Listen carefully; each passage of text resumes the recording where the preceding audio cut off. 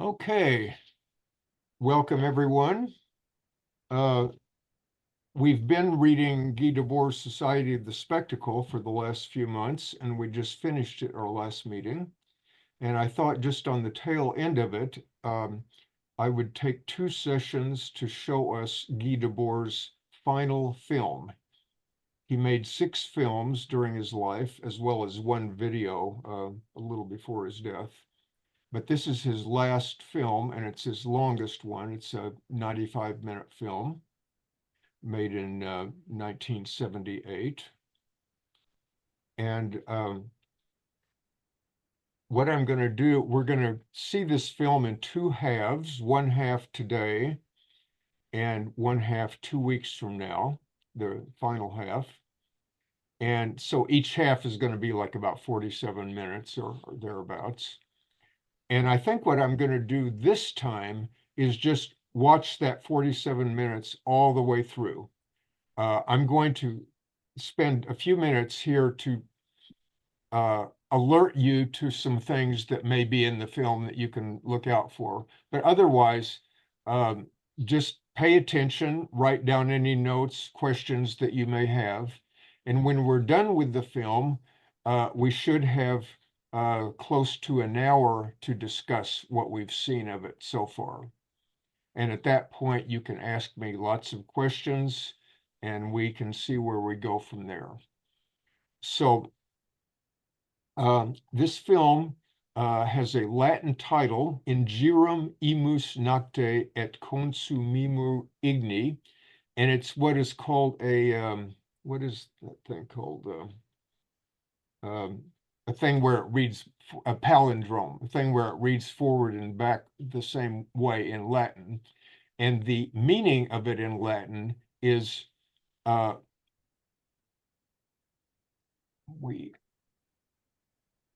we turn in the night, consumed by fire. So a very cheery little message there.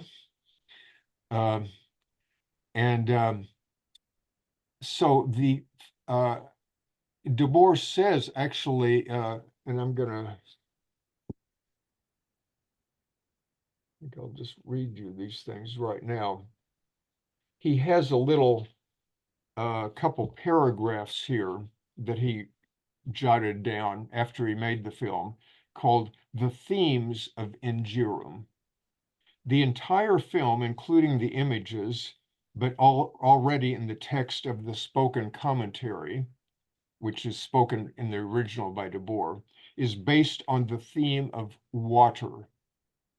Hence the quotations from poets evoking the evanescence of everything, Li Po, Omar Khayyam, Heraclitus, Bossuet, etc., who all used water as a metaphor for the flow of time. Secondarily, there is the theme of fire, of momentary brilliance, revolution, Saint-Germain-des-Prés, this kind of bohemian part of Paris that he talks about, youth, love, negation in the night, the devil, battles and unfulfilled missions where spellbound passing travelers meet their doom, and desire within this night of the world. But the water of time remains and ultimately overwhelms and extinguishes the fire. Thus, the brilliant youth of Saint-Germain-des-Prés, the fire of the ardent charge of the Light Brigade, advancing under cannon fire of time, were drowned in the flowing water of their century, ... So that's just his little interesting thing about the theme. So the film that we're going to watch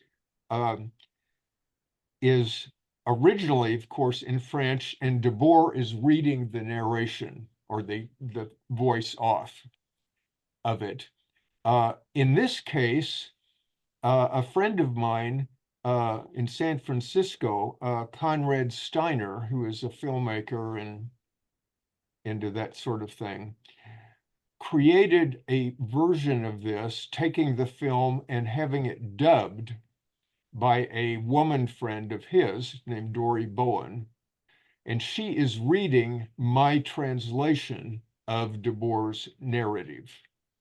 So you're having, when you're hearing this, remember this is supposed to be Debord talking, because, and at a certain point in the film, he starts talking about himself. So you have to kind of project into that.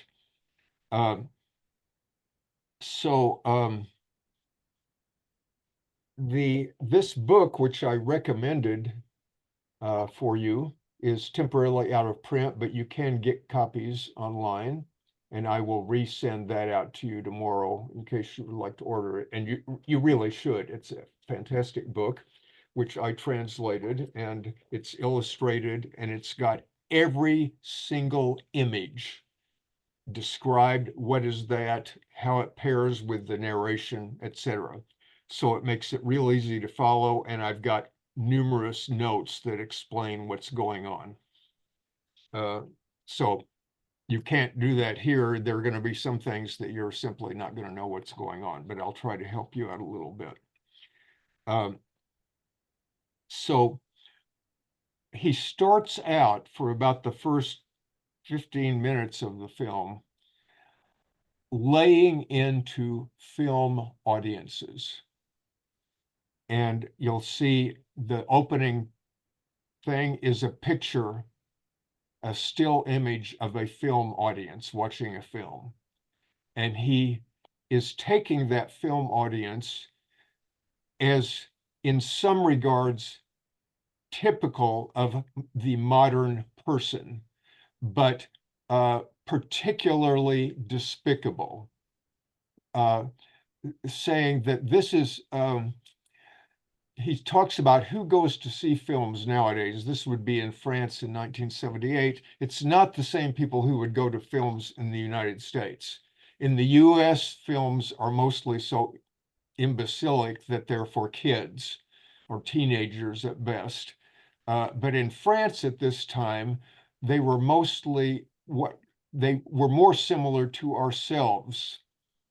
They're more like the person who is a student or a young professional who goes to see films and thinks he's a real hot shot for doing it. Oh, this Godard does this fancy thing and I understand it, and this is satirizing this and blah, blah, blah. And Debord is basically saying all of that is full of shit and that these are among the most deluded people of society. So he then goes on to explain who are these people and what are the people that are,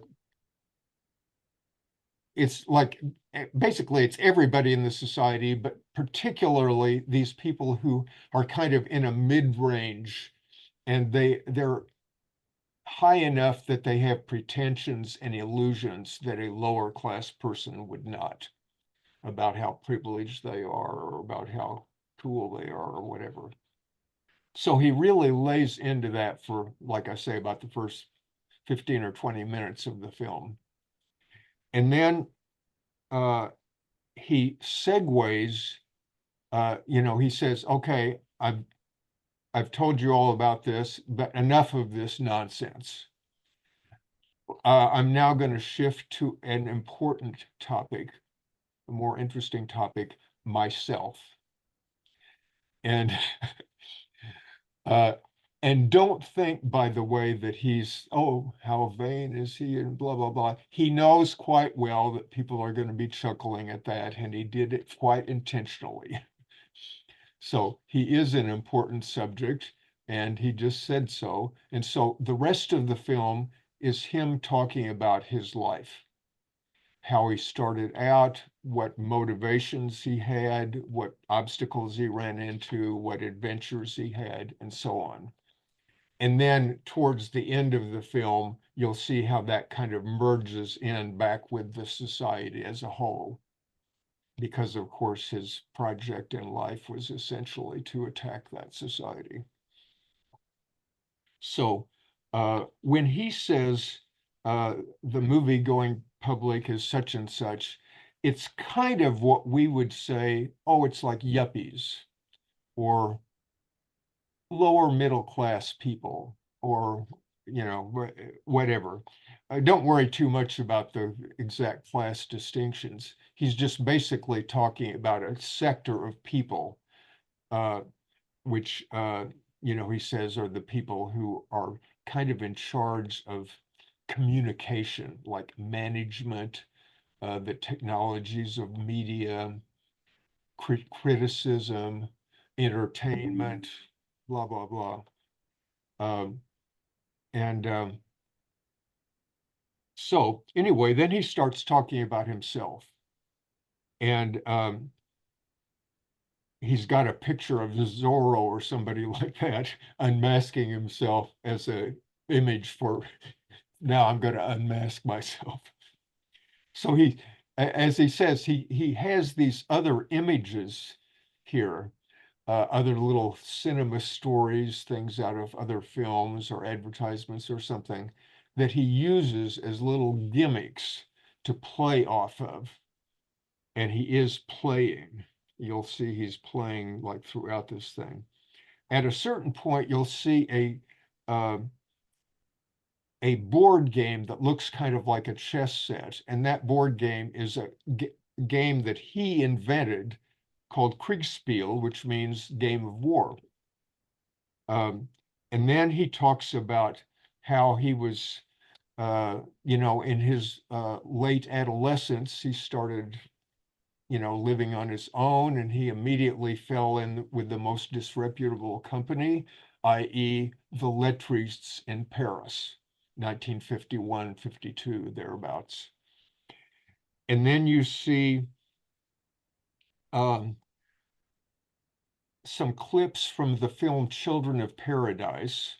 We don't have to go into it, but this film, it's a historical film from 1943 to 44, about 19th century Paris. And it has this historical character named Pierre-François Lacenaire, who was a thief and a murderer and a dandy, eventually guillotined. And after he was guillotined, his memoirs were published. Well, he's a character in this film, Children of Paradise, and you'll see him describing himself in this very vain but kind of funny way. And Debord, once again, is kind of projecting himself onto that, you know, as if that was him describing himself, that he has nothing but contempt for this society, but, you know, blah, blah, blah. And then you'll see a blank screen with nothing but no images, but with some sound, a few statements. And this is from Debord's first film in 1952 called Howls for Sade, Marquis de Sade, in which there were no images, but there was just a soundtrack. And so he gives this little minute or two from this film. And then he talks about how that film scandalized everybody and so on. That was one of his Lettrist escapades or scandals and so on. So then he shows other pictures of his fellow Lettrists of that era. And with a few poetic quotes about them. And that's at that point, we're going to stop because we will have been about halfway through the film. So, and next 2 weeks from now, we'll see the last half of it. So I'm now going to share, and hopefully, I'm just going to share for a few seconds to verify that things are okay here visually and audibly. Let's see here.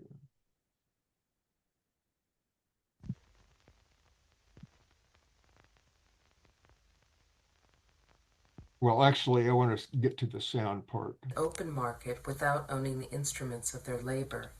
They Yeah, everything is fine. Fine? Okay, great. Yeah. Okay, we'll go back to the beginning.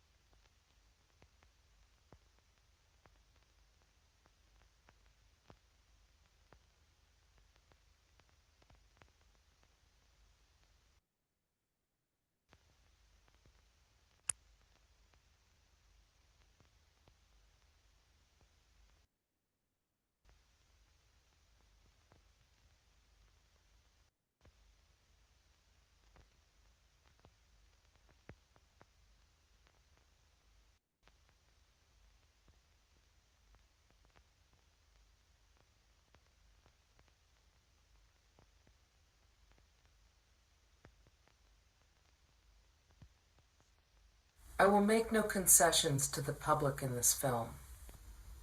I believe there are several good reasons for this decision, and I'm going to state them.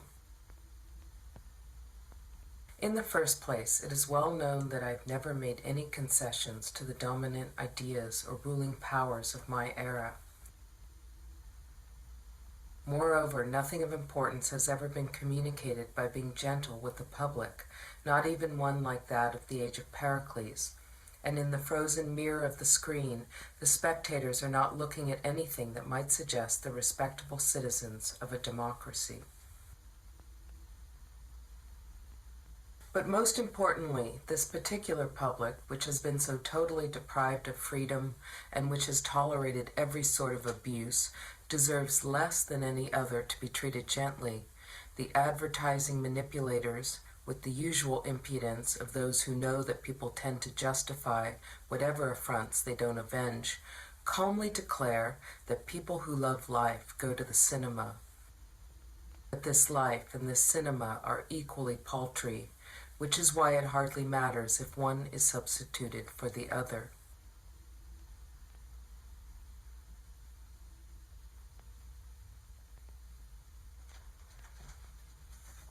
The movie-going public, which has never been very bourgeois and which is scarcely any longer working class, is now recruited almost entirely from a single social stratum, though one that has been considerably enlarged, the stratum of low-level skilled employees in the various service occupations that are so necessary to the present production system: management, control, maintenance, research, teaching, propaganda, entertainment, and pseudo-critique.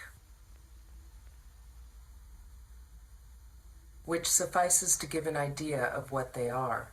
This public that still goes to the movies also, of course, includes the young of the same breed who are merely at the apprenticeship stage for one or another of these functions. From the realism and the achievements of this splendid system, one could already infer the personal capacities of the underlings it has produced. Misled about everything, they can only spout absurdities based on lies, these poor wage earners, who see themselves as property owners, these mystified ignoramuses who think they're educated, these zombies with the delusion that their votes mean something. How harshly the mode of production has treated them. With all their upward mobility, they've lost the little they had and gained what no one wanted. They share poverties and humiliations from all the past systems of exploitation without sharing in the revolts against those systems. In many ways they resemble slaves because they are herded into cramped habitations that are gloomy, ugly, and unhealthy, ill-nourished with tasteless and adulterated food, poorly treated for their constantly recurring illnesses, under constant petty surveillance, and maintain in the modernized illiteracy and spectacular superstitions that reinforce the power of their masters. For the convenience of present-day industry, they are transplanted far from their own neighborhoods or regions and concentrated into new and hostile environments. They are nothing but numbers on charts drawn up by idiots. They die in droves on the freeways, and in each flu epidemic, and each heat wave, and with each mistake of those who adulterate their food, and each technical innovation profitable to the numerous entrepreneurs for whose environmental developments they serve as guinea pigs. Their nerve-wracking conditions of existence produce physical, intellectual, and psychological degeneration.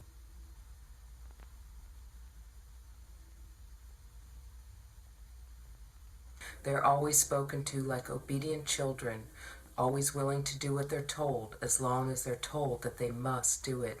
But above all, they are treated like retarded children, forced to accept the delirious gibberish of dozens of recently concocted paternalistic specializations, which one day tell them one thing, and the next day perhaps the very opposite.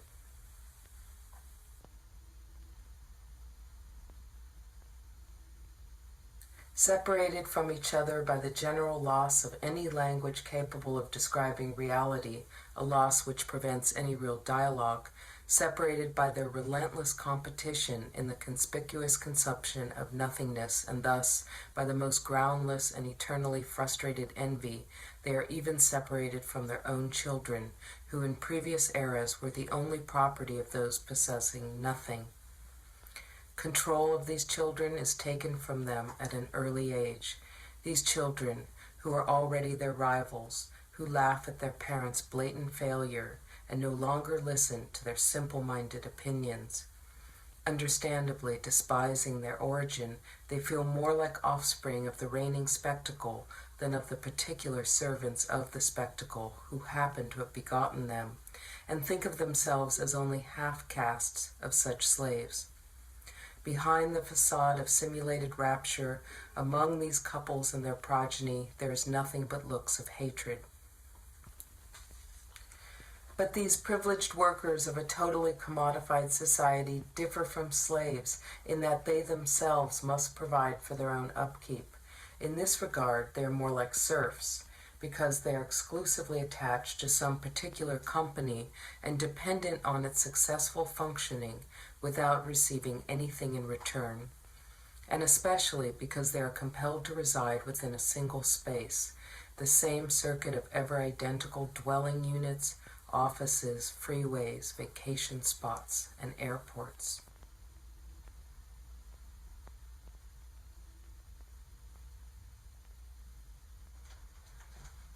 But they also resemble modern proletarians in the precariousness of their means of support, which conflicts with the continual spending to which they have been conditioned, and in the fact that they have to hire themselves out on an open market without owning the instruments of their labor. They need money to buy commodities, because things have been so arranged that they have no enduring access to anything that has not been commodified.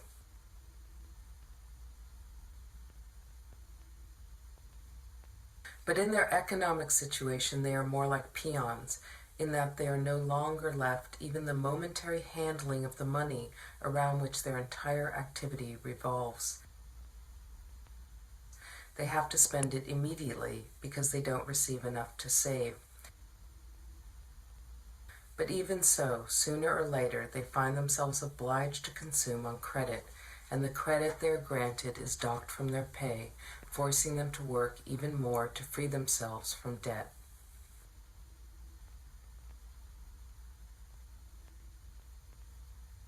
The distributions of goods is totally interlinked with the organization of production and the state. The rations of food and of space are reduced in both quantity and quality. Though nominally remaining free workers and consumers, they are scorned everywhere and have no real possibility of redress.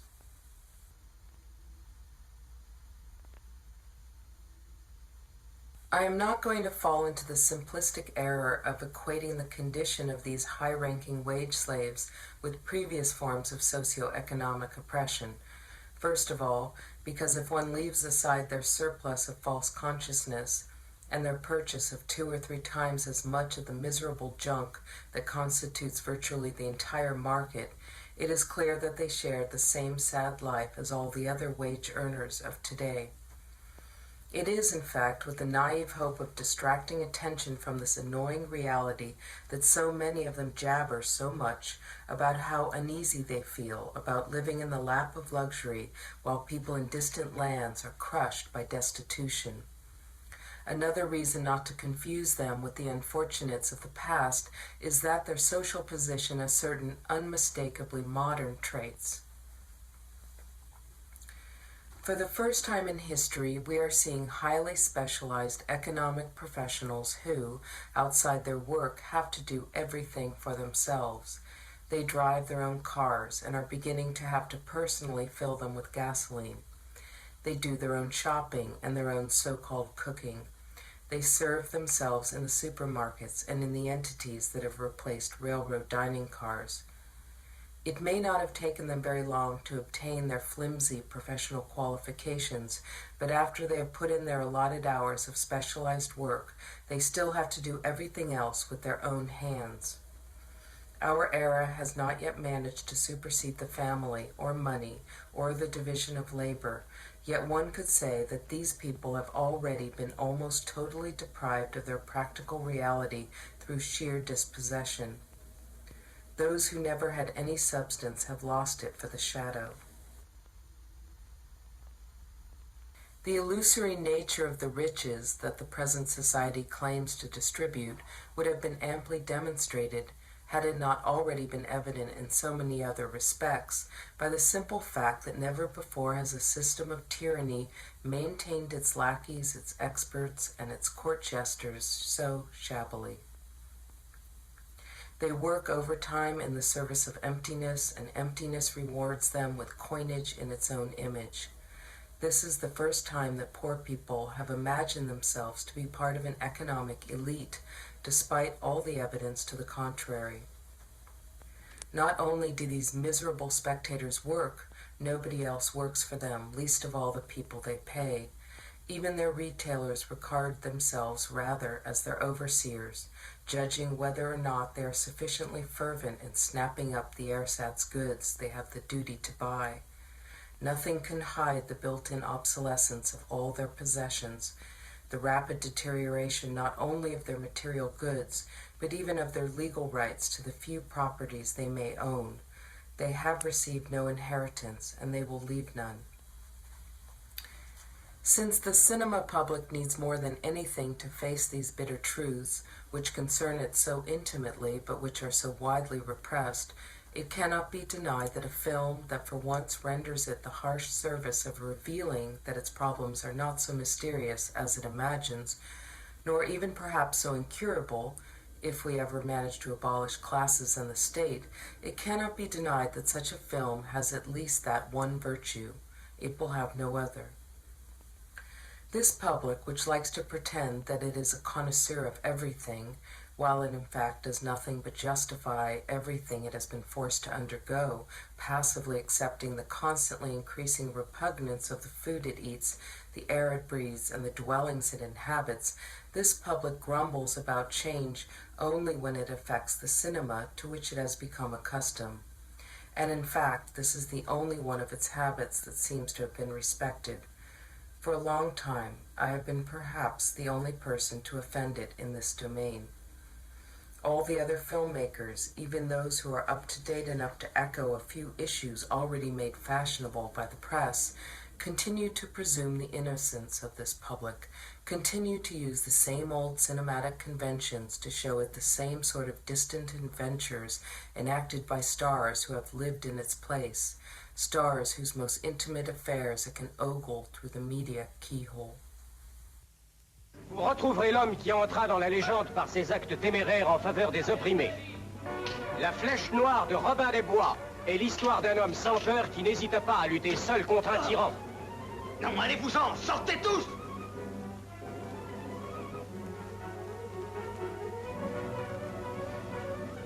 Robin des Bois est fini. Mort. Non, Robin des Bois est plus vivant que jamais et il vous enthousiasmera par son incomparable audace.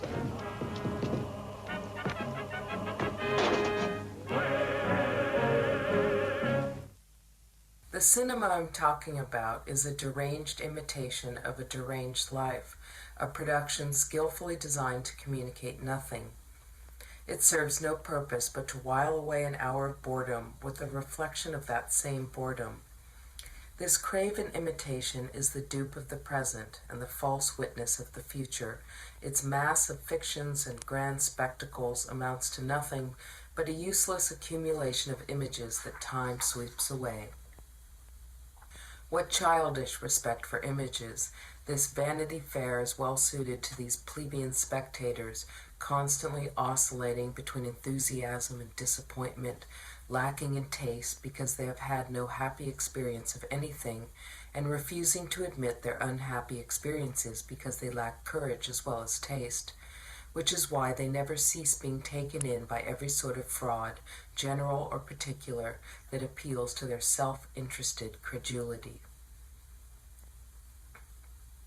Amazingly enough, despite all the obvious evidence to the contrary, there are still some cretins among the specialized spectators hired to edify their fellow viewers who claim that it is dogmatic to state some truth in a film unless it is also proved by images. The latest fashion in intellectual lackeydom enviously refers to whatever describes its servitude as the master discourse. As for the ludicrous dogmas of its actual bosses, it identifies with them so completely that it doesn't even recognize their existence. What needs to be proved by images? Nothing is ever proved except by the real movement that dissolves existing conditions, that is, the existing production relations and the forms of false consciousness that have developed on the basis of those relations. No error has ever collapsed for lack of a good image. For those who believe that the capitalists are well equipped to manage with continually increasing rationality our continually increasing happiness and the ever more diverse pleasures of our purchasing power, these figures will appear to be capable statesmen, and those who believe that Stalinist bureaucrats constitute the party of the proletariat will see these as fine working-class mugs. The existing images only reinforce the existing lies. Dramatized anecdotes have been the building blocks of the cinema. Its perennial characters have been inherited from the theater and the novel, though they act on a more spacious and mobile stage with more directly visible costumes and settings. It is a particular society, not a particular technology, that has made the cinema like this. It could have consisted of historical analyses, theories, essays, memoirs. It could have consisted of films like the one I am making at this moment.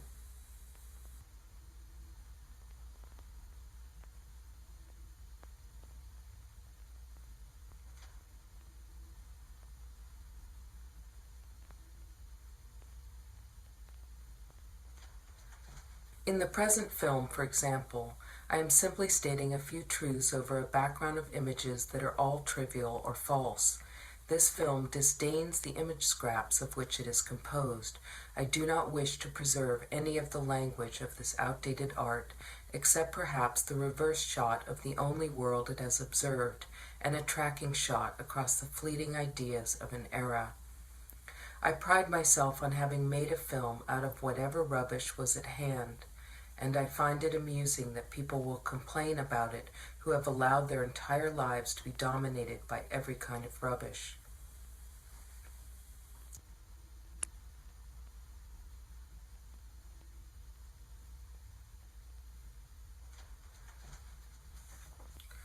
I have merited the universal hatred of the society of my time, and I would have been annoyed to have any other merits in the eyes of such a society. But I have noticed that it is in the cinema that I have aroused the most extreme and unanimous outrage. This distaste has been so intense that I have even been plagiarized much less in this domain than elsewhere, up until now at least. My very existence as a filmmaker remains a generally refuted hypothesis. I thus see myself placed outside all the laws of the genre, but as Swift remarked, it is no small satisfaction to present a work that is beyond all criticism.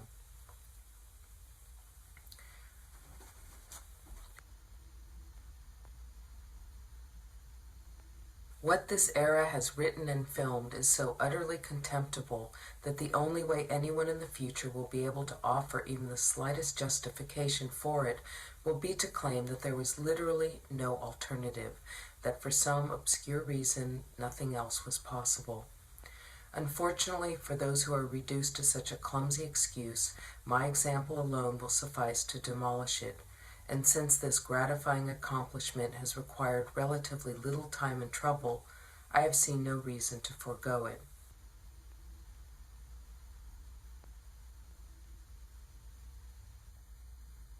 Despite what some would like to believe, we can hardly expect revolutionary innovations from those whose profession is to monopolize the stage under the present social conditions.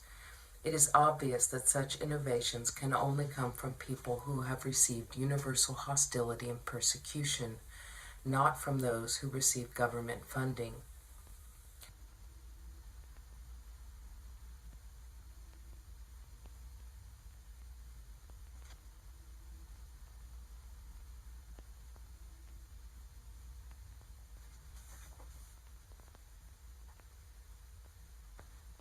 More generally, despite the conspiracy of silence on this matter, it can be confidently affirmed that no real opposition can be carried out by individuals who become even slightly more socially elevated through manifesting such opposition than they would have been through refraining.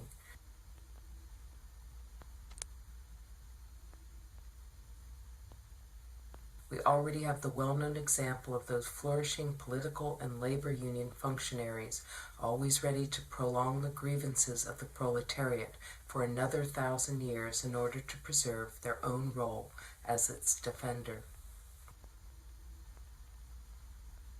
For my part, if I have succeeded in being so deplorable in the cinema, it is because I have been much more criminal elsewhere. From the very beginning, I have devoted myself to overthrowing this society, and I have acted accordingly. I took this position at a time when almost everybody believed that this despicable society, in its bourgeois or bureaucratic version, had the most promising future. And since then, I have not, like so many others, changed my views one or several times with the changing of the times. It is rather the times that I have changed in accordance with my views. This is one of the main reasons I have aroused such animosity on the part of my contemporaries.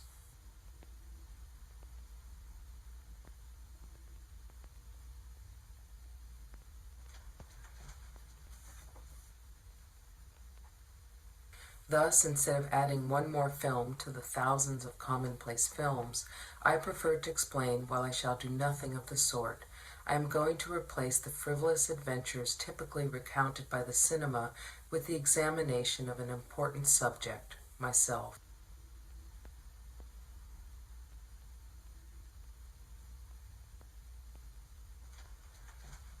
Mais avant de mourir, pourrais-je savoir qui vous êtes?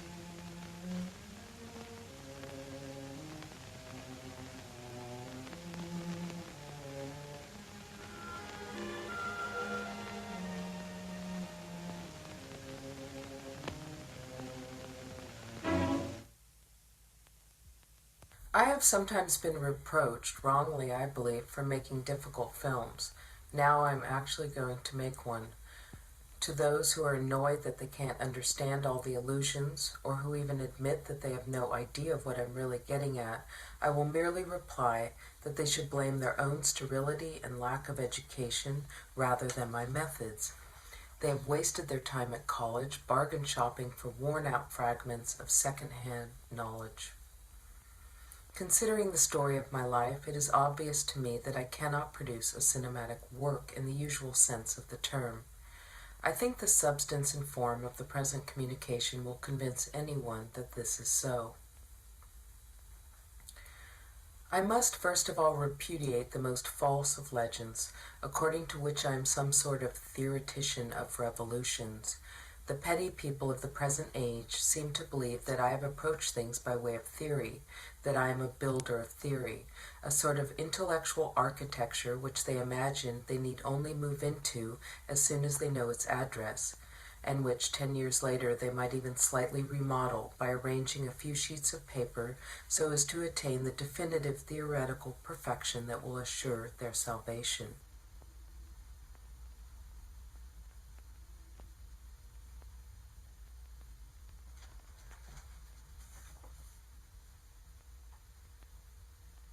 But theories are only made to die in the war of time.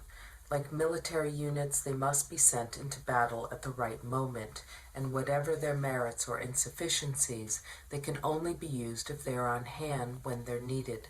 They have to be replaced because they are constantly being rendered obsolete by their decisive victories even more than by their partial defeats. Moreover, no vital errors were ever engendered by a theory. They began with a game or a conflict or a journey. What Jomini said of war can also be said of revolution. Far from being an exact or dogmatic science, it is an art subject to a few general principles, and even more than that, an impassioned drama.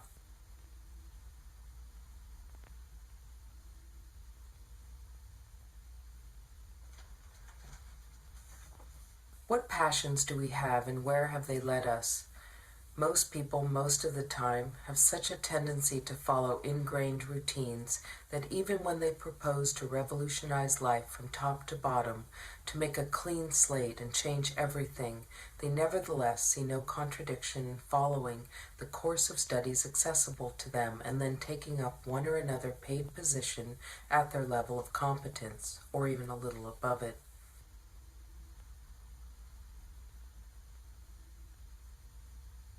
This is why those who impart to us their thoughts about revolutions usually refrain from letting us know how they actually lived. But I, not being that type of person, can only tell of the knights and ladies, the arms and loves, the gallant conversations and bold adventures of a unique era.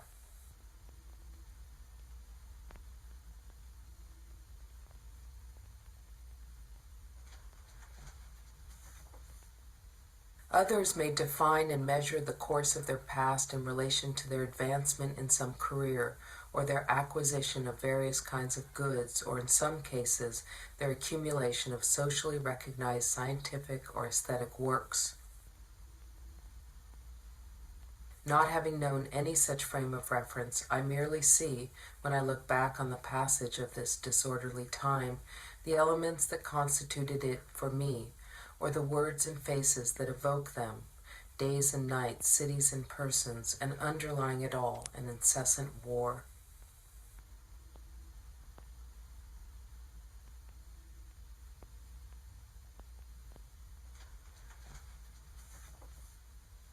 I have passed my life in a few countries in Europe, and it was in the middle of the century, when I was 19, that I began to lead a fully independent life, and immediately found myself at home with the most ill-famed of companions.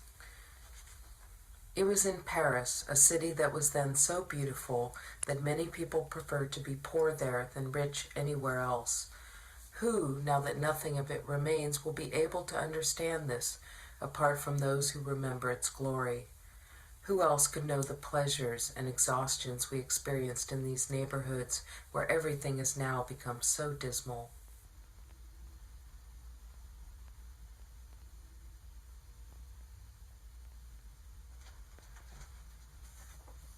Here was the abode of the ancient king of Wu. Grass now grows peacefully on its ruins. There, the vast palace of the Tsin, once so splendid and so dreaded, all this is gone forever. Events, people, everything constantly slips away, like the ceaseless waves of the Yangtze that vanish into the sea.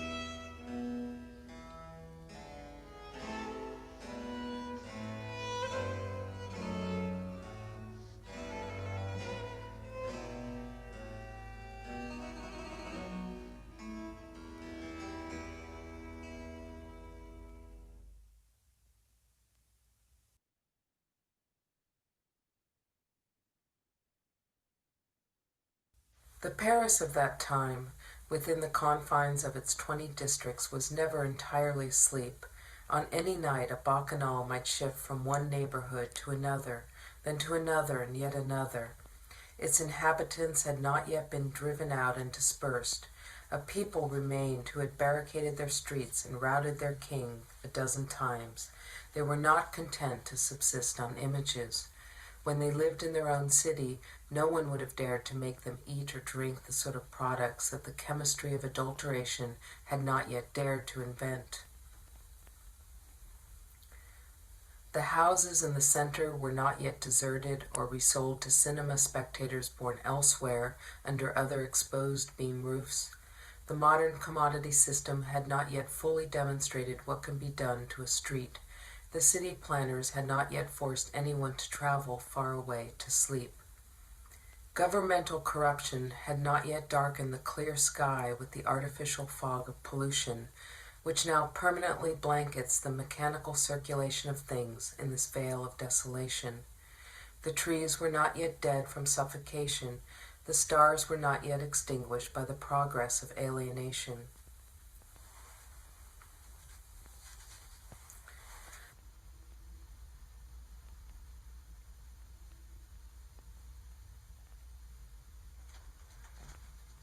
Liars were in power, as always, but economic development had not yet given them the means to lie about everything or to confirm their lies by falsifying the actual content of all production. One would have been as astonished then to find printed or built in Paris all the books that have since been composed of cement and asbestos, and all the buildings that have since been built out of dull sophisms, as one would be today to see the sudden reappearance of a Donatello or a Thucydides.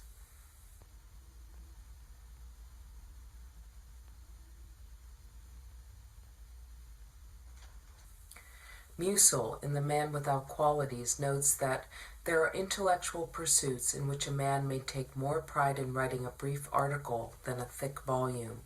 If someone were to discover, for example, that under certain hitherto unobserved circumstances stones were able to speak, it would require only a few pages to describe and explain such a revolutionary phenomenon.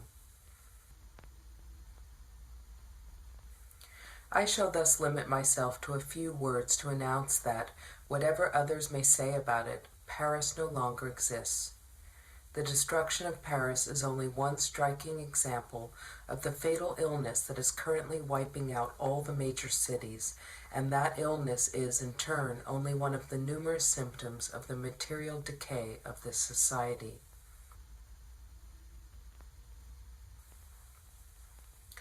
But Paris had more to lose than any other. Bliss it was to be young in this city, when for the last time it glowed with so intense a flame. There was at that time, on the left bank of the river — you cannot enter the same river twice, nor twice touch the same perishable substance — a neighborhood where the negative held court.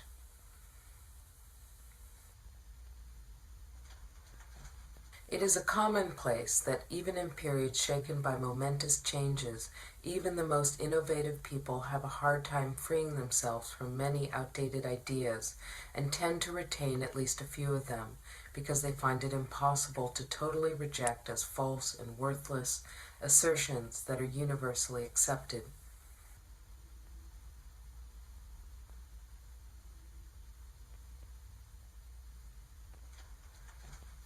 It must be added, however, when one has practical experience of this type of situation, that such difficulties cease to matter the moment a group of people begins to base its real existence on a deliberate rejection of what is universally accepted, and on total indifference to the possible consequences.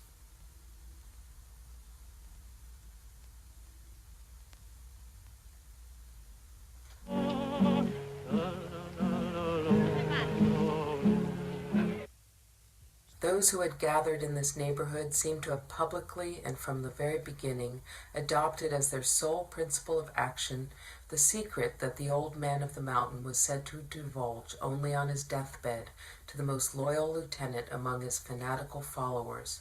Nothing is true. Everything is permitted. They accorded no importance to those of their contemporaries who were not among them, and I think they were right in this, and if they related to anyone from the past, it was Arthur Craven, deserter of 17 nations, or perhaps also the cultivated bandit Lacenaire. Il faut de tout pour faire un monde, ou pour le défaire. Amusant. Ce n'est qu'un monde, mais amusant. Très amusant. Vraiment. In this setting, extremism had declared itself independent of any particular cause and disdained to entangle itself in any project.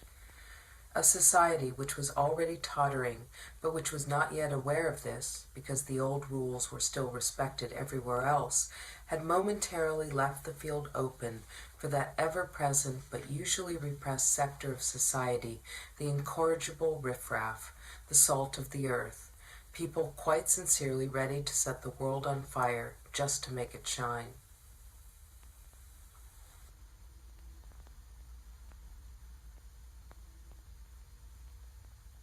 Article 488. La majorité est fixée à 21 ans accomplis. À cet âge, on est capable de tous les actes de la vie civile. Une science des situations est à faire qui empruntera des éléments à la psychologie, aux statistiques, à l'urbanisme et à la morale. Ces éléments devront concourir à un but absolument nouveau, une création consciente des situations. Mais on ne parle pas de ça dans ce film. L'ordre règne et ne gouverne pas. Le démon des armes, vous vous souvenez, c'est cela. Personne ne nous suffisait. Tout de même, la grêle sur les bannières de verre, on s'en souviendra de cette planète. Article 489. Le majeur, qui est dans un état habituel d'imbécilité, de démence ou de fureur, doit être interdit, même lorsque cet état présente des intervalles lucides. Après toutes les réponses à contre-temps et la jeunesse qui se fait vieille, la nuit retombe de bien haut. Nous vivons en enfants perdus nos aventures incomplètes.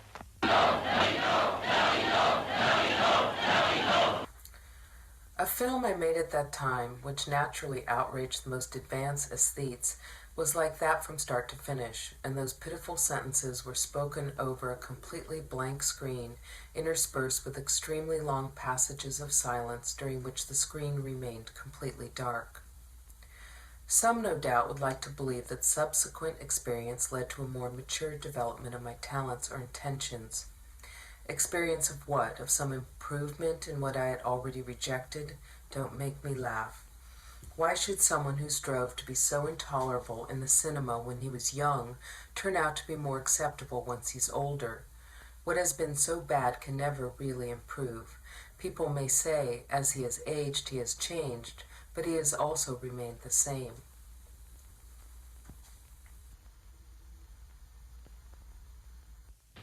Je ne suis pas cruel, je suis logique. Depuis longtemps, j'ai déclaré la guerre à la société. Et vous avez tué beaucoup de monde ces temps-ci, Pierre-François? Non, mon ange. Voyez, aucune trace de sang. Seulement quelques taches d'encre.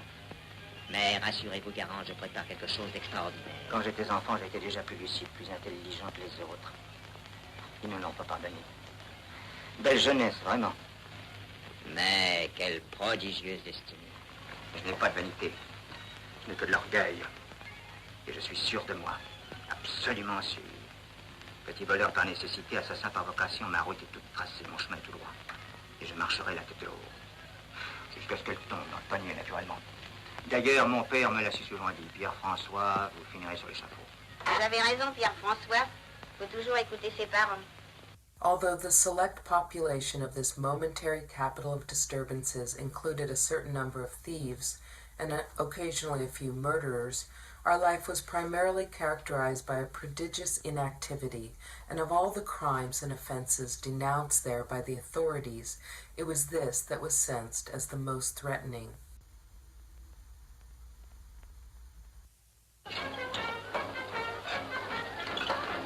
C'est du Hugo ou c'est de l'osier? Qu'est-ce que t'en dis, l'artiste? Je dis rien. C'est un sage. Ou jamais rien.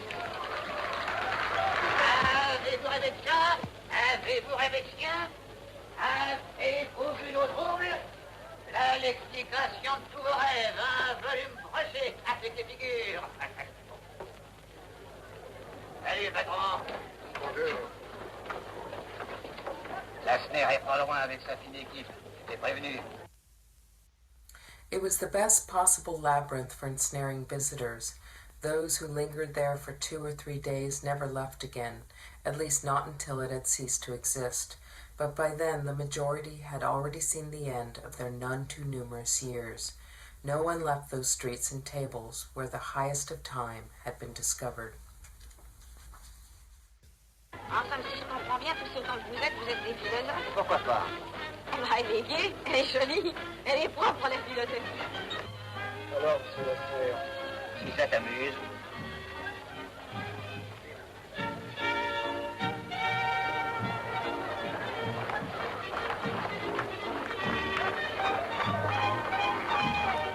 Everyone took pride in having sustained such a magnificently disastrous challenge, and in fact I don't believe that any of those who passed that way ever acquired the slightest honest reputation in the world.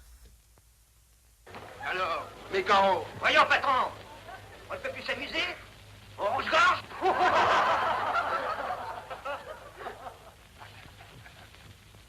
Bon, monsieur Lasner, ce que j'en disais.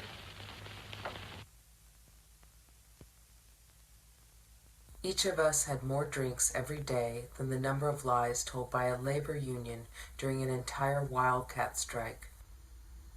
Gangs of police, guided by numerous informers, were constantly launching raids under every sort of pretext, most often searching for drugs or for girls under 18.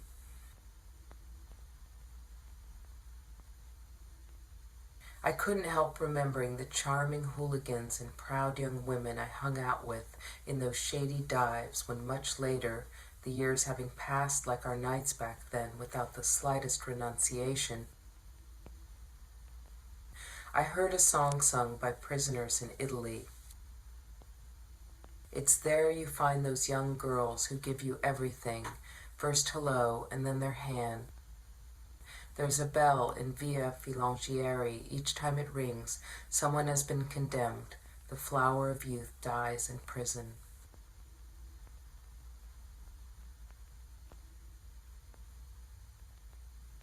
Although they despised all ideological illusions and were quite indifferent to what might later prove them right, these reprobates had not disdained to openly declare what was to come, announcing right in the middle of a cathedral that God was dead, plotting to blow up the Eiffel Tower. Such were the little scandals sporadically indulged in by those whose ongoing way of life was such a big scandal.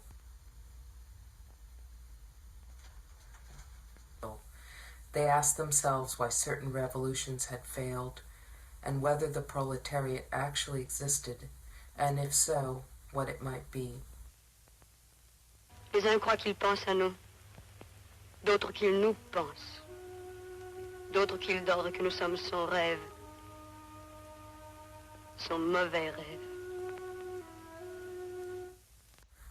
When I talk about these people, I may seem to be making fun of them, but this is not so.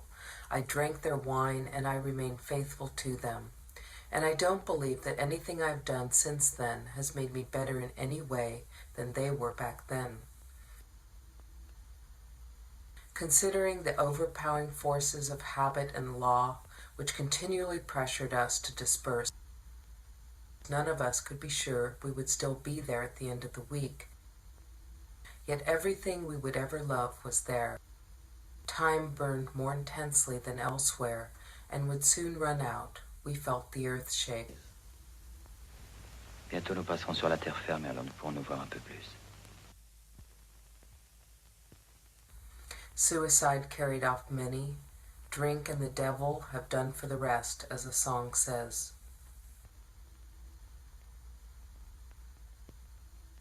Midway on the journey of real life, we found ourselves surrounded by a somber melancholy, reflected by so much sad banter in the cafes of lost youth. 'Tis all a checkerboard of nights and days, where destiny with men for pieces plays. Hither and thither moves and checks and slays, and one by one back in the closet lays.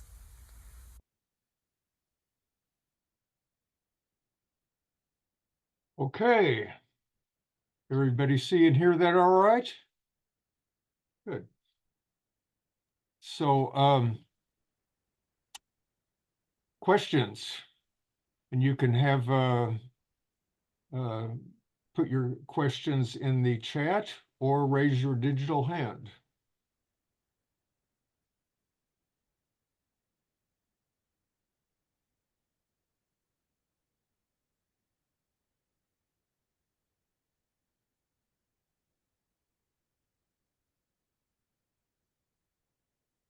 Yes, Kim. Well, I was watching those excerpts from Children of Paradise, and I was remembering the actor who played the part of Baptiste, Jean-Louis Borel. I think, didn't he participate in the 68 events in Paris? Yes, and there's a delightful anecdote about that.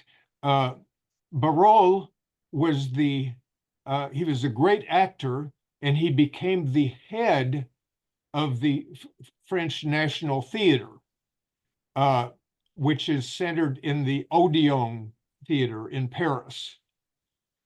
And during May 68, of course, a lot of buildings were occupied. And among them, the Odeon was occupied. Here was thousands of people coming in there and having, singing or having meetings or whatever. And when that first happened, he was up on the stage and he was kind of freaked out. He's like, this is so, you can imagine this place that you're in charge with, and there's this big mob coming in, and you think everything is going to be broken and, whatever. And so at first he just kind of shrunk back in the thing, and he listened to them a while, debating or doing their things. And then he came forward on the stage and he says, "Yes.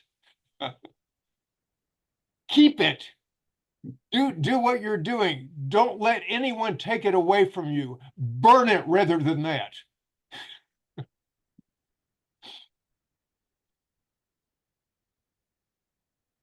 Okay, Ivan, you got a question?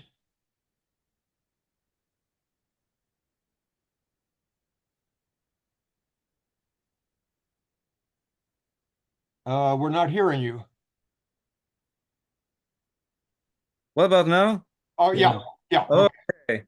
Are the pictures in the first part representing couples, children, in housings, and so on and so forth, all taken from magazines, or has the board usually hired real actors to perform? No, they're I don't know where they're from, but they're pictures of. Okay. Yeah. That's just curious. Right. Ed Matthews. You can hear me okay? Yes. Okay. It's not really a question as much as just a comment at just how brilliant the script is, because the vitriol and the sarcasm is raised to the level of poetry. And I'm thinking of the best of Baudelaire's venom for the bourgeoisie. It's just so well thought out. And the attacks are so pointed, so direct, that there's no trying to walk around as what I meant was this. No, it's absolutely aimed perfectly. And yet you reach a point where it piles up to to a degree where you start laughing at just how absurd it is. And it's brilliant how it just keeps developing and building and building. And of course, he even says it. I'm just going to use the garbage of the society to create a film to shove back in your face by way of a mirror to tell you this is where we're at. But the poetry never seems to go away. There was just one passage: governmental corruption has not yet darkened the clear sky with the artificial fog of pollution, which now permanently blankets the mechanical circulation of things in this veil of desolation. Wow. I mean, it's both heavy duty, and I'm thinking, I'm sorry, George Carlin could not have done any better wearing Baudelaire's hat. Right? So much enjoyed. And the fact that so little of it is actual film, but just the detritus of society, right? Well, what others consider garbage, those are the gems. Those are the things that mean the most. Yeah, thank you. Ed Stress. Hi, I was wondering about all the water scenes. Like he's on the Seine, obviously, and there's a lot of going around on the water, and I was just wondering why. I mean, the water's flat. In terms of the symbol, the dance, the motion. Part of that is not that he has the Seine, yes, but mostly it's Venice.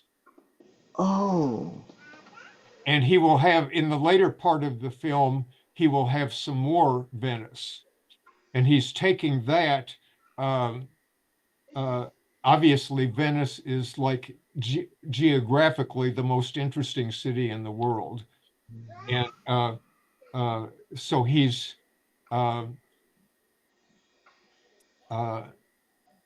kind of alluding to this really interesting, intriguing place there.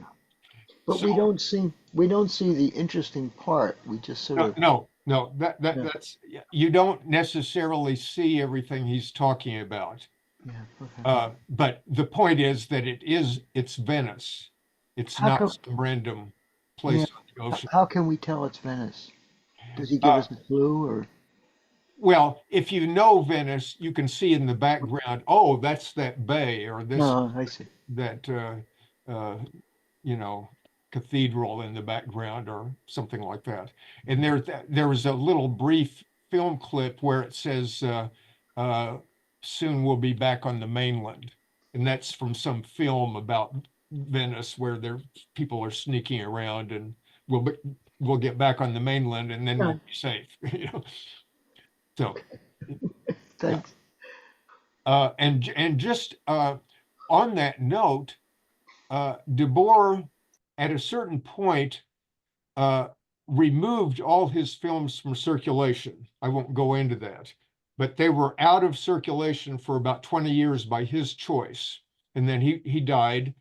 And about 10 years after his death, his widow decided to bring them back.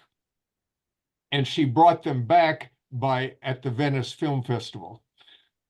There was a big thing there. So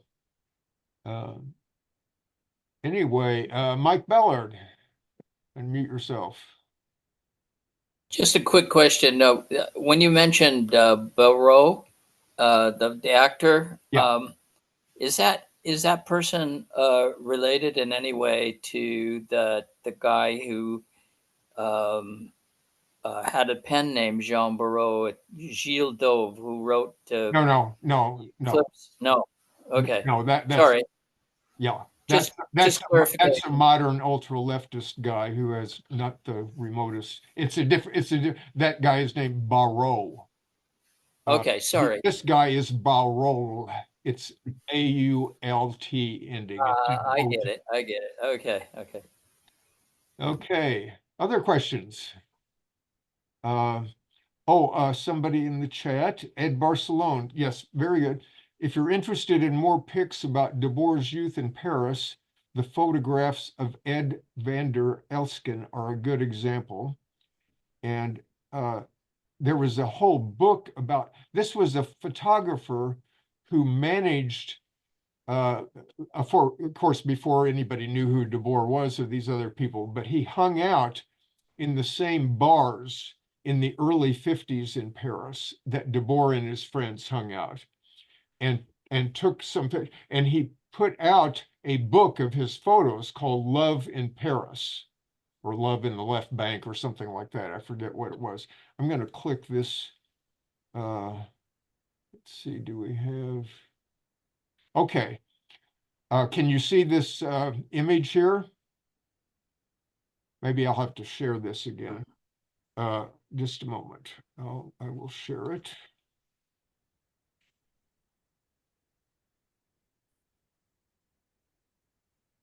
Okay, can you see this image? Yes.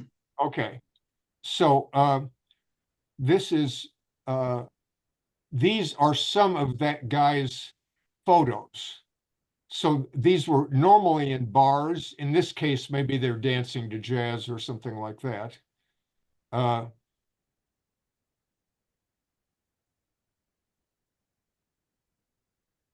see if it has more. No. Unfortunately, that's all we see now. But you can click the right.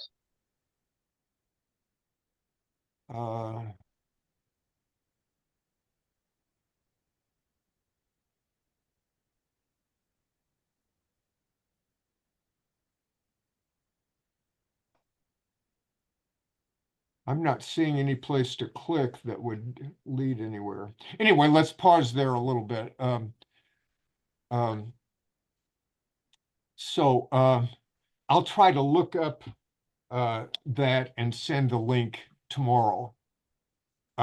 They are really interesting photos, and some of them, I think Debord never was in any of them, but Debord's first wife, Michelle Bernstein, is in some, and a few other people that are familiar from that era. Ed Matthews.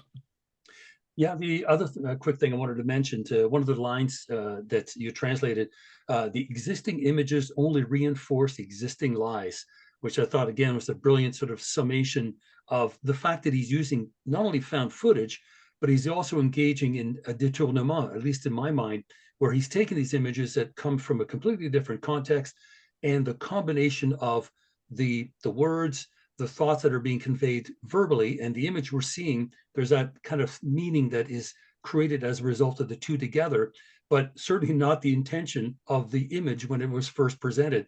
And I'm thinking of for the Afghan dog trying to get dragged into the car, goes, "Come on, Mr. Debord, you'll love capitalism. Come on in."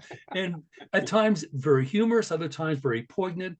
But there's that lovely détournement. So many of the images, the material he's using, to create these sort of overtonal meanings and those overtonal notions that combine sound and image, otherwise completely unrelated. But somehow he picks the right thing for us to consider as we're kind of formulating why this. Some of them are very clear and very obvious, because as he's saying, the existing images, we're looking at Mao Zedong, right, at that time, and we know how we felt about the revolution in China. So I just wanted to point that out. For anyone thinking why the film looks the way it does, the found footage is intentional. It was, again, one of these brilliant strategies that the Situationists had come up with, détournement.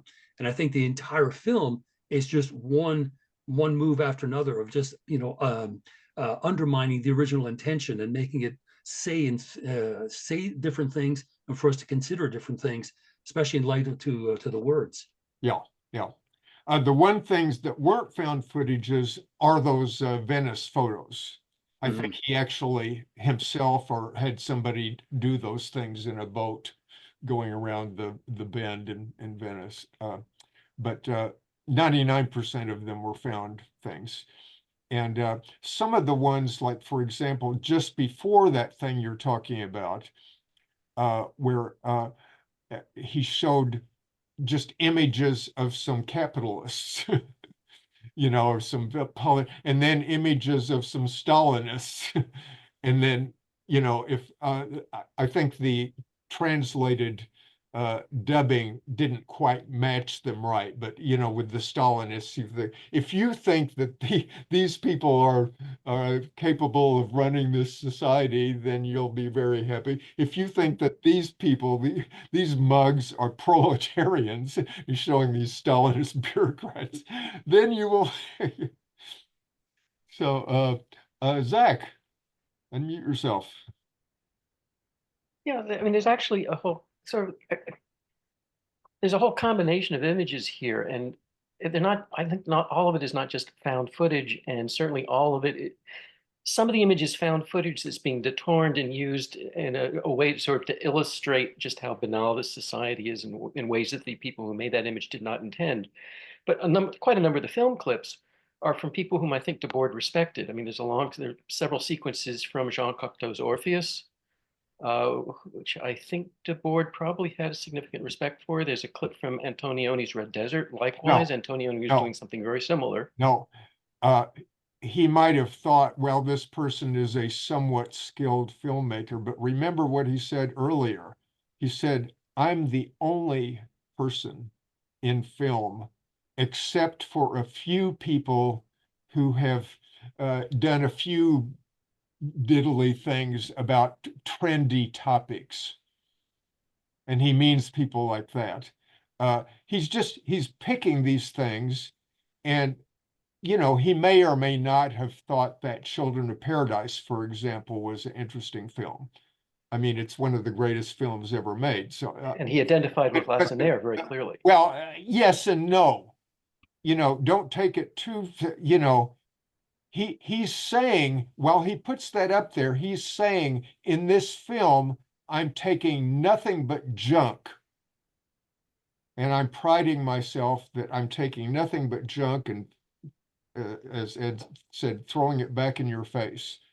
So he's not, yeah, in a certain way, of course, he's saying Lacenaire is kind of interesting thing, and he's, well, you know, but even that, he's not saying I'm presenting this because it's cool or because I like it, because he's presenting a lot of other stuff that he doesn't like and doing exactly the same thing.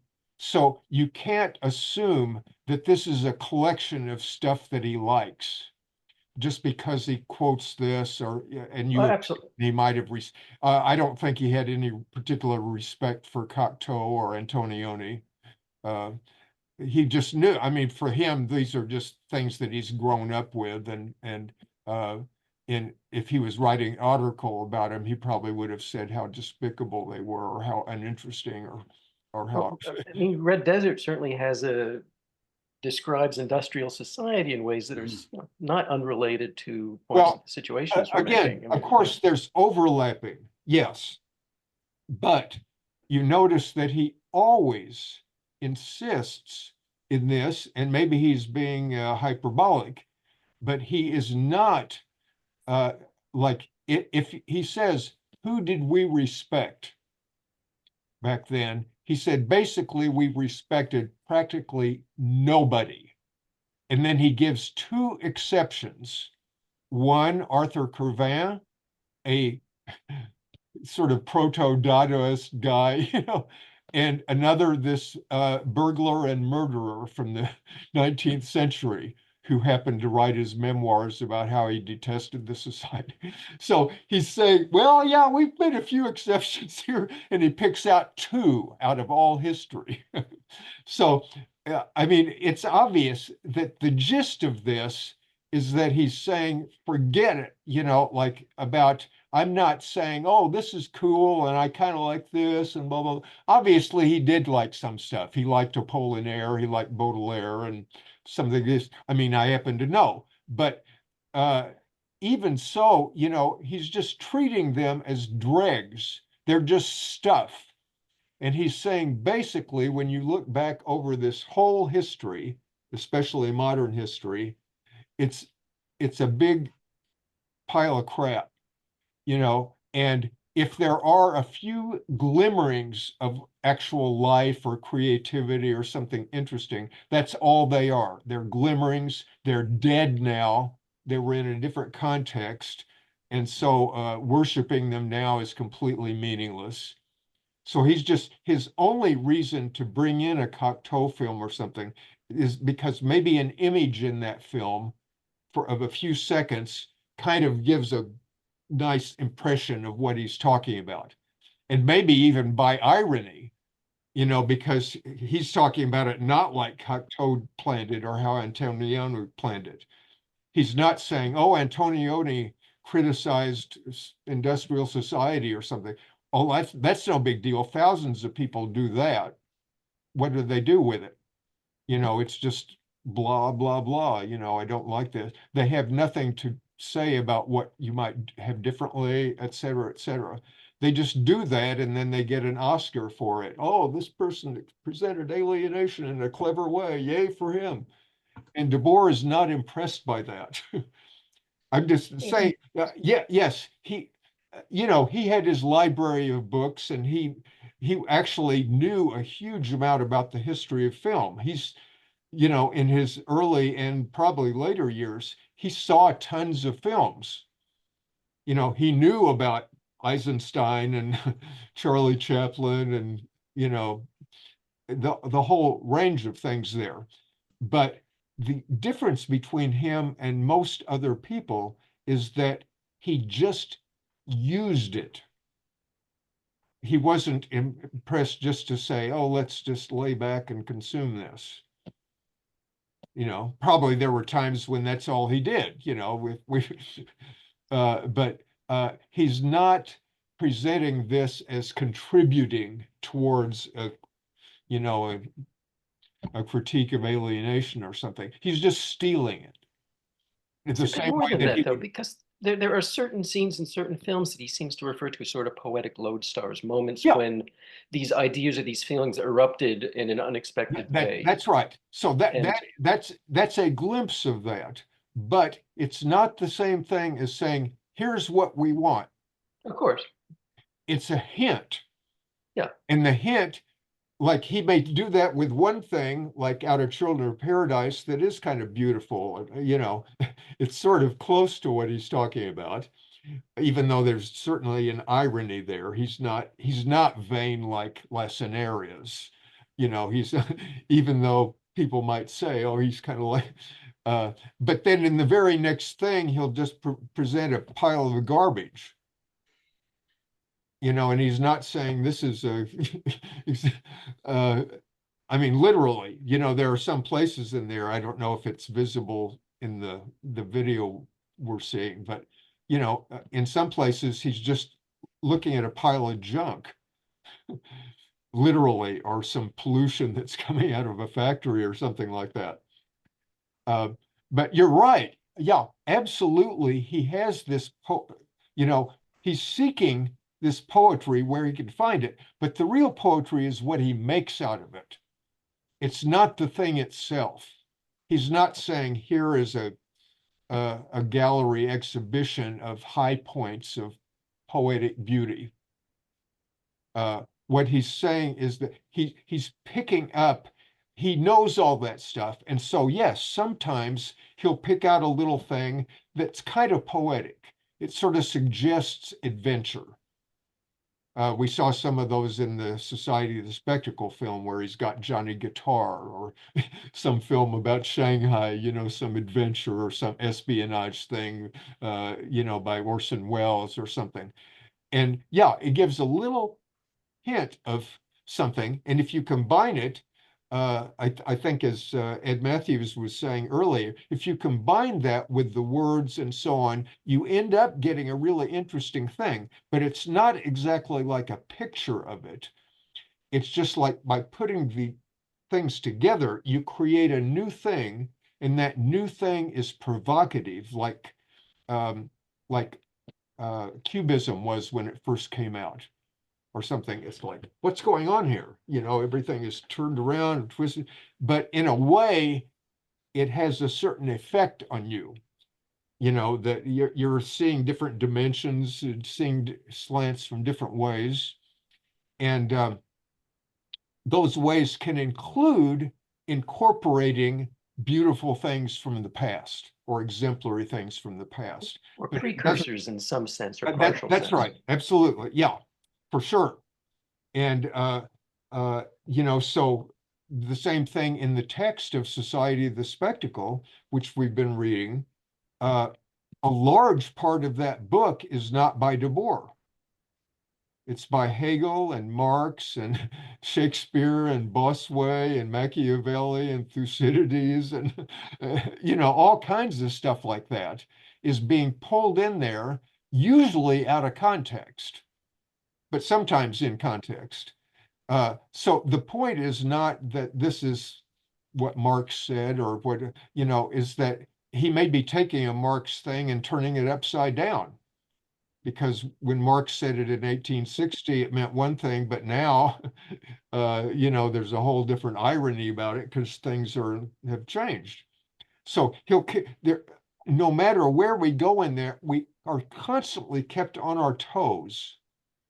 We're constantly seeing or we're asking ourselves, well, what does that mean? Does he approve of that? Is he using that? Does he disapprove of that? And you have to judge that. You have to immerse yourself in it. In fact, in these films and stuff like that, you've got to see them several times before you really even have any idea how they're interrelating with each other.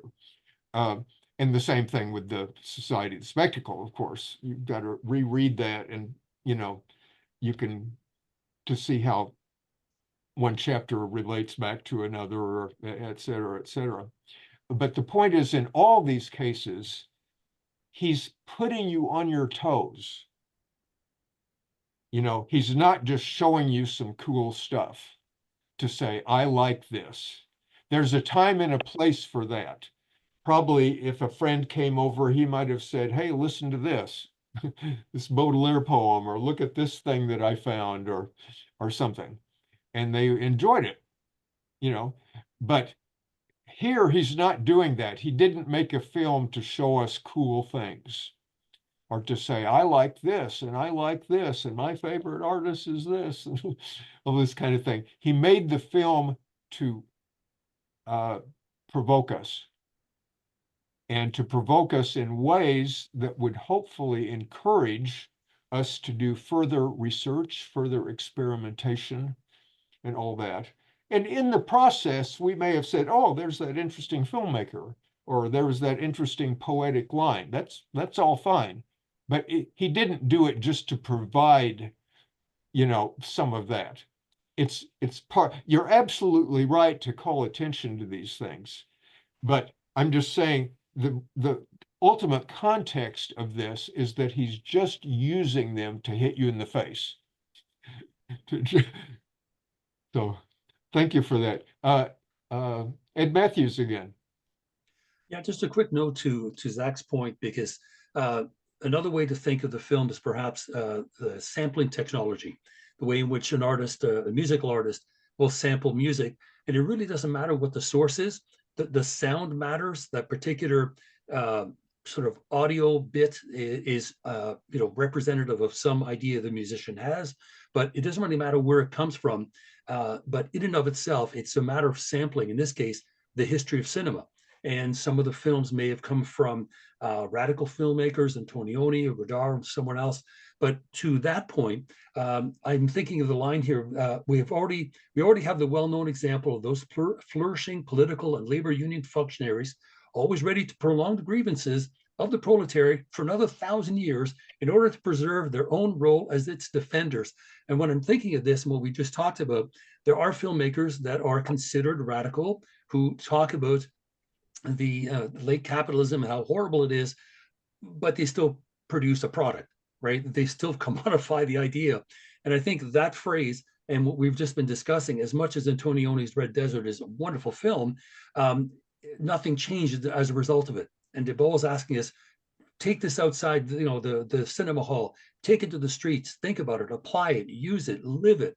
And I think that might be the difference. And the very last thing, the connection with Jean Cocteau, and there's a brief one, is Cocteau was the filmmaker at Cannes in 1952 who allowed Isidore Issoud's Venom, the Bavaria Treatise on Venom and Eternity. Thank you, because I keep thinking of the French title. Allowed Issou's film to be shown outside of the official Cannes festival. Yeah. And of course, therein started the whole ball rolling with Debord being able to show his film. But it was actually Cocteau that connected with Issou that allowed him to show the film. And created a special prize at the festival just for that film. Exactly, yeah. So it was like 6 degrees of Guy Debord in this case.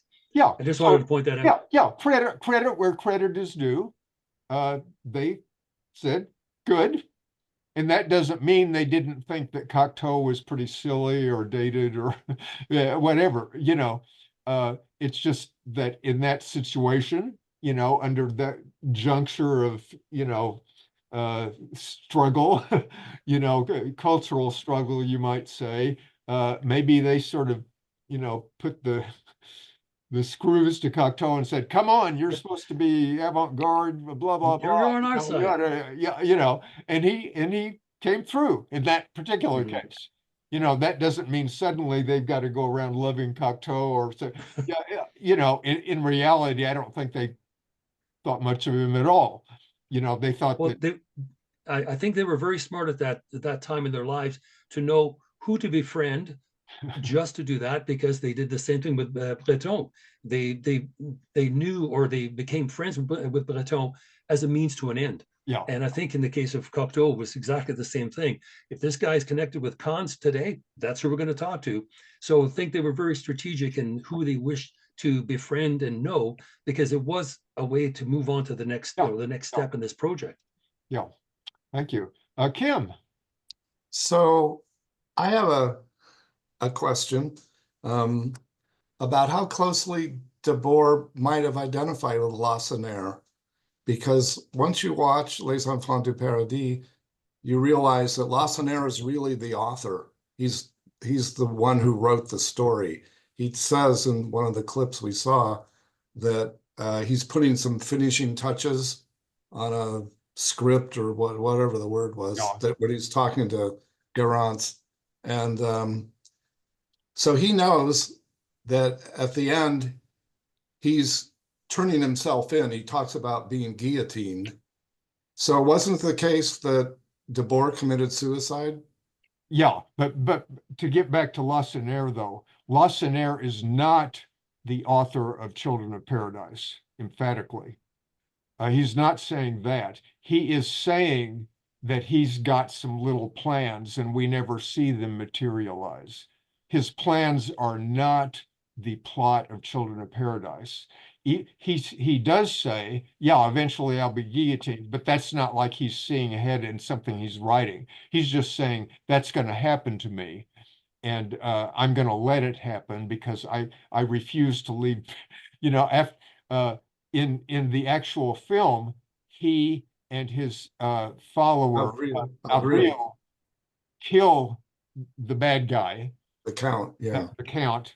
And then he says, Avril, you better run off to the private. They're going to be coming after you, but I'm going to stay here. I'm not going to go on some provincial guillotine.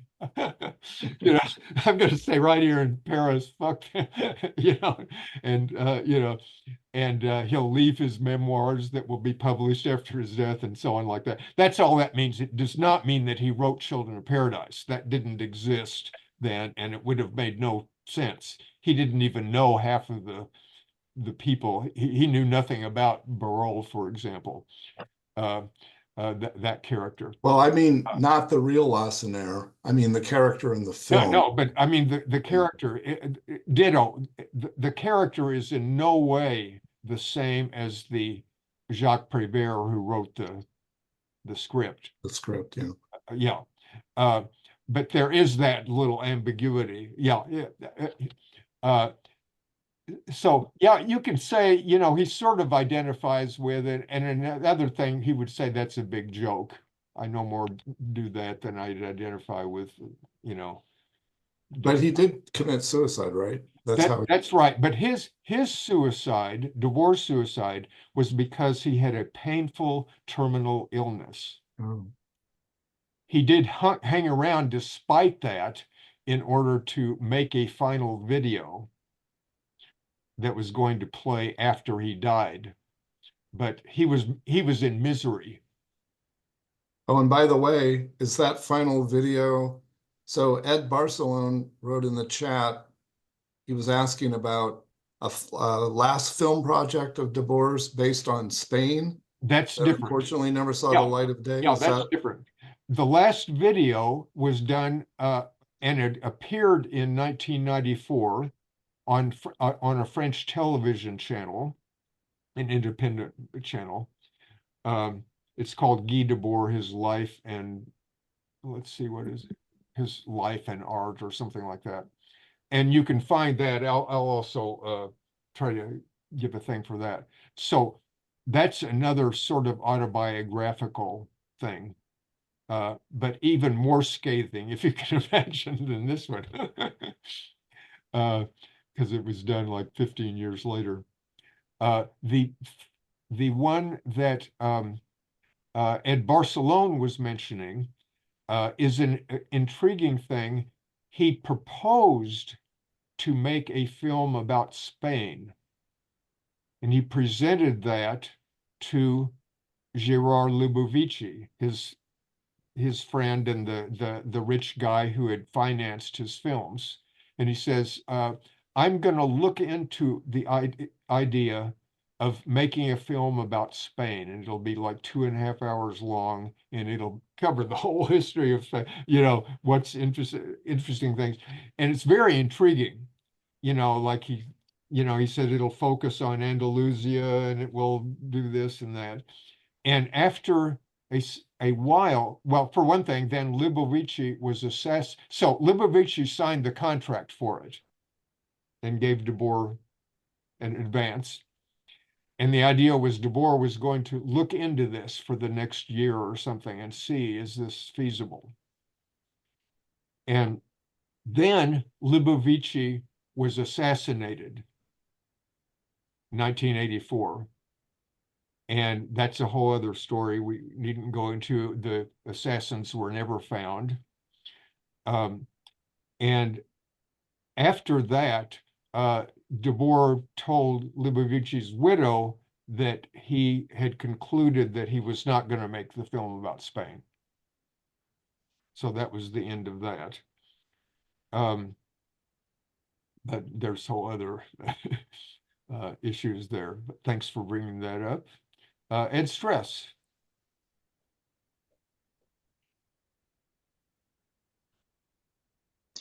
Oh, I just noticed it seems sort of like a hypnotist's thing to have the film not exactly sync with the words and long sequences of the water. It almost felt to me as though I were not getting these things intellectually, but like as in a lucid dream, that I was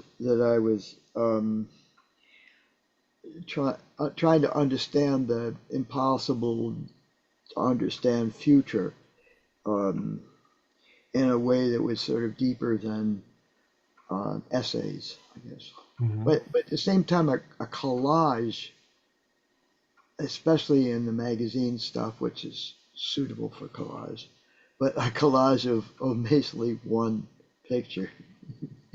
Yeah, all those things are going on. Debord, some of these are not very explicit, but Debord invented a lot of different things to do with film.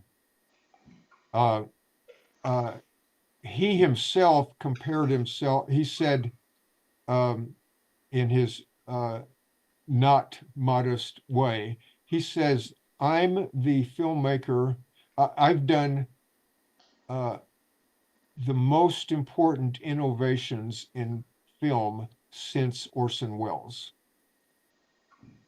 So you can look at that and say, oh, so he was, if we get back to this, looking, obviously he admired or respected Orson Welles to some extent.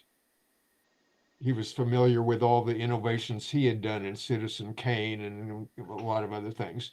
And if you may remember, in Society of the Spectacle, he takes another Orson Welles film right at the end. of that.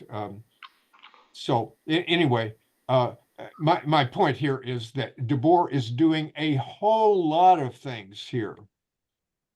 You know, if he had wanted to, he could have been one of the great artists of the 20th century. Easy. I mean, he already did, like, his memoirs, not this thing, but he wrote he did a little book called Memoirs in 1958 with Oscar Jorn. And it's kind of a collage thing. And without any, I mean, it's a unique thing, but if you wanted to take it just as a collage, it's one of the remarkable artworks of the 20th century. But the point is, it's more than that. So in the same way, these things that he's doing in film, a lot of times he's doing stuff like, you know, he could have done a lot more stuff that would dazzle people, but instead he'll intentionally suppress something. But he'll put in a little something that if you go back and see it several times, you would, oh, wait a minute, you know, there's that little blip that goes from over there, you know. You know, there's like one of his early short films, I think is a 1961 film, Critique of Separation. He does the first 360-degree pan in cinema history, I think. You know, he's just in the middle of this place in Paris. And you know, and he'll just kind of throw in something like that, you know, that nobody's ever thought of doing. That's kind of a simple thing. So all these things like, oh, this makes me uneasy, or this makes me wonder about this, or something. He knows that. He planned it that way. So at the same time, he's not just playing a game. Like I say, he could have been a really famous filmmaker, like Godard or Antonioni or somebody like that, doing all these clever things. And people would have said, oh, wow, what a brilliant guy, or how original that guy is, and all that. And he could have combined that with sort of some of his situationist things, and people would have said, oh, that's great. But it wouldn't have been what he's doing here. That would have been some art. And that's not what he was interested in doing. He was interested in changing the world. And maybe he succeeds, or maybe he doesn't. We shall see in our lifetime, or something. But that was his aim. His aim was not to be, you know, get a prize for the greatest film or blah, blah, blah. John. Yes, there's so much interesting stuff going on here that's so fascinating. One of the small points was when he says, I haven't changed my way of thinking, but I've changed society. Most people would say, I haven't changed my way of thinking and society caught up with me. But he says, I changed society. So his audaciousness is just so wonderful. Well, actually, before you go on there, I don't think that is quite true. He did. Okay. What he said, he says, I haven't changed to, you know, along with society. Like, I haven't gone along with the fashions. It has society has changed to catch up with me. Oh, that's even better. It's not saying that he caused that, because he did. Oh, okay. I mean, that would be a ridiculous thing to say. He's saying that things in society, including fashions, like fashions of how you make film, or fashions of things that you talk about, like alienation or ecology or what, you know, have caught up. I misunderstood it as his role in the May 68, but I would like to ask you a question. Yeah. The game of war that Debord made, which looks kind of like chess and Chinese Go. Now, I know about Oscar Jorn's three-sided football meant to open up dialectics to trialectics, in which Jorn's football was won by, the game was won by allowing the fewest goals, not by scoring the most. How about Debord's invention? How did it approach war, and did it influence his May 68 strategy in any way? Can you shed some light on that? Yeah, I think he had the idea of the game back in the 50s or early 60s. But it was not until maybe into the 70s or something that he, again with Libovici, the guy who had all the money, he actually had the board game made, which was expensive. Like the image that you saw there was like metallic, it probably cost hundreds of dollars, just to make each little thing, kind of like chess pieces, but they stand for soldiers and etc. So he made that, and it was put out. I mean, there were very few of those actual games were sold, and then Libovici was assassinated, and so that kind of disrupted that whole operation there of the publishing company as well as that.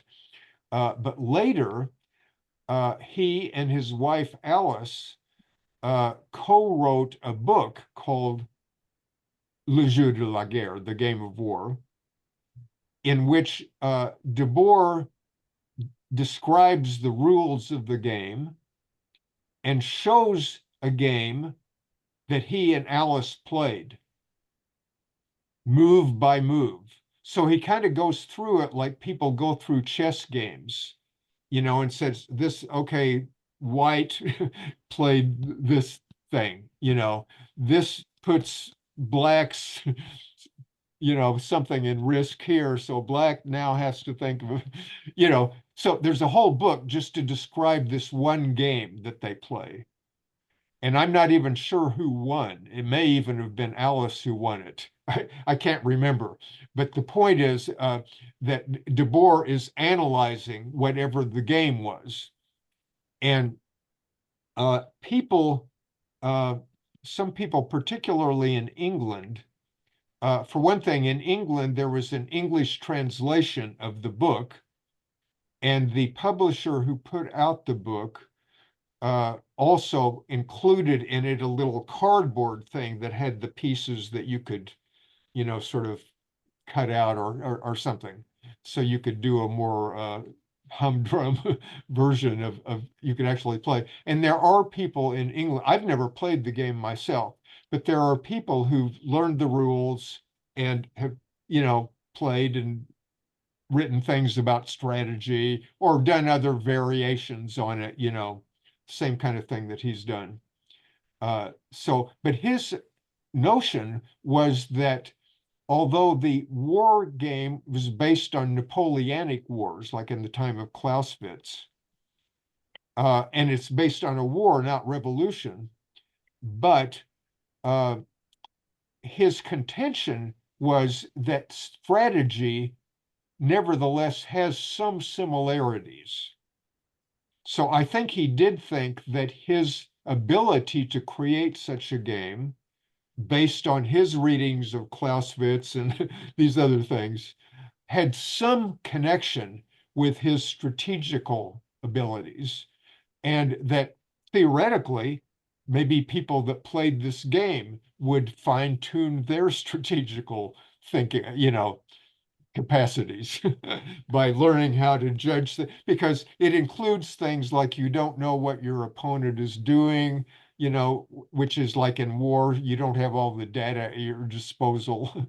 You might be winning and yet you retreat because you don't realize it, etc. So I think he had the notion that had some overlap with revolutionary strategy. So thank you. I think. Do you have any other questions or comments, John? Well, I just wanted to mention that I think in the film at some point he mentions that in May '68 they were too defensive and they should have been more on the offense. And maybe I misunderstood that too. But I think that may have some relation to the game, but I have no idea. Yeah, well, I mean, it's strategy. So yeah, it's just, again, like the game of Go or the game of chess or something. It might have some overlaps there. And we will see, by the way, later in this film at our next meeting, he talks about the SI, the Situationist International, without naming it, but it's clear for anybody who knows Debord what he's talking about. And he talks about May 68, again, without specifically saying, oh, we were here on this date or something. As typically, he will do it like mixing it in with the charge of the Light Brigade or something, you know, from a century ago. But he's talking about his role in it and saying, giving a little different note about, I mean, we'll get into this later, but he'll say stuff like, you know, in this kind of situation, you have to go for broke. You know, if you're in this kind of thing, it's like double or nothing. You put all your forces in play if you think there's a chance. And he's saying in May 68, there was a small chance, but we did everything we could to push it as far as possible. Both because it just might have succeeded, but more likely it might give more information for the future. Like what's happened, what can go wrong, what are some promising tactics, etc. And so he talks about that, but again, he's looking back at it from 20 years later and saying, okay, this is like things in life, you know, and then he quotes Ecclesiastics, you know, there's a time for this and a time for that and all this, you know, he's looking at it in the broad view, which is there are times where you're defeated, and there are times where you win, and there are times when you speak up, and there are times when you slink away and keep quiet. And there's times to do these different things. And he's just saying that I have lived my life aware of this kind of stuff. Like, oh, here I have a chance. Here, nothing much is happening, so I'll just see what else I can bide my time with. You know, maybe some love affairs or, you know, interesting books or, you know, good meals or good wine or something. So anyway, we'll get to that. In a way, the second half, the first half is just sort of building up the context, which is that we're in this ridiculous situation. And then he starts into himself. The second half is what did he do with that? And of course, he did have some successes and some failures and some delights and some losses and all this. So we'll see what he has to say about those things. Thank you, John. Ed Stress? Is there a copy of that chess quote unquote set? I mean, did he intend us to play it? It would further the good things of the world for us to get copies or to connect with people making them, or you know, there's all this 3D printing going on now. You could probably take a picture of it. Yeah. I mean, like I say, I've never even done it, and I don't think you have to do it. But if you're a gamey kind of person, you know, like I say, there's some people, particularly in England, but there have been people in the Bay Area I know that have done this. You know. Okay, so there are sets available then. Yeah, yeah. Oh, you I get mean, the book itself had a set that came with it. Oh, I think the book is out of print now, but you could, you know, I'll try to remember to put the title. You might be able to find used copies of it or something. But that would be my birthday present. It's kind of like chess. I mean, don't build up a thing. It's just like you're in a battle, and you know you have to, you know, the pieces are arranged. Okay. Oh, it's holding up. Oh my, how cool! 50 bucks. So anyway, how much? Oh, I'm sorry. I got this in the used bookstore years ago. I have no idea what. But there's a fold-out board that I can't really show this on Zoom. But have you played it? I have not. Ironically, I've read the book and the description of the game that Guy Debord played with Alice. I'm not a real. not generally really big on board games, and I should play it. One of these years I will. Yeah, yeah. But I used think up all it's your. something that takes some time to, in order to play it, you really have to. Yeah, you'd have do it a to. bunch of times. It's not like You know, it would be Sure. exactly like learning how to play chess. If you've never played exactly, yeah. chess, you're going to spend some time just figuring out the rules and so on. And then if you play it a lot, which I think he and Alice did a lot when they were off in their own thing in the mountains, you know, with nobody else around. And I think Alice strikes me as some, I knew her a little bit. I think she is the type of person who could have become very deadly at such a game, you know. And since they're sitting around, you know, just sort of playing off each other, you know, what will we do tonight, you know, or what do you think about this, you know, they probably played it a lot. I mean, that would, you know, she would have been his number one opponent, you know, that he practiced with, and in order to figure out, you know, how we're going to adjust the rules to do this or that. But I'm just guessing. But like I say, it's unclear in the book. I don't even remember. She may have won the game. It's just identified as two players, I think, north and south, or east and west, and it's not identified which of them was playing which side. Uh-huh. Yeah, I guess that's why I was unclear about it. Anyway, he lists her as the co-author, even though he's the one writing the analyses. But simply by playing the game, and you know, she's listed as a co-author of the book. Let me just check in the chat here to see.